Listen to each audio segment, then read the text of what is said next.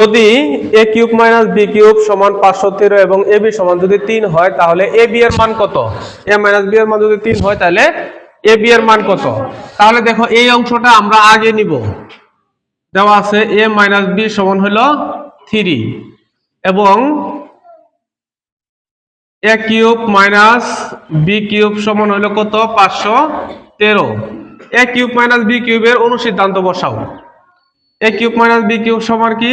a minus b whole cube plus 3ab into a minus b সমান হলো 513।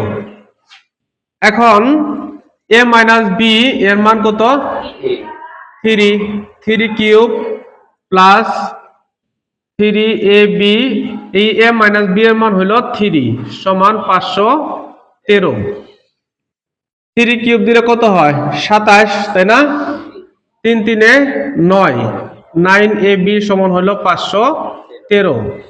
এই 27 কে আমরা ডান পাশে নিয়ে আসি, তাহলে 9ab সমান হলো 9ab সমান 513 মাইনাস 27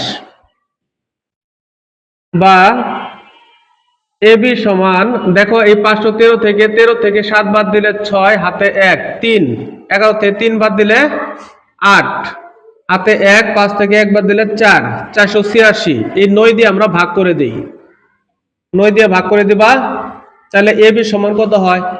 5 নং 45, থাকলো 3, 6 36, 4 নং 36, তার মানে ab এর মান হলো 54।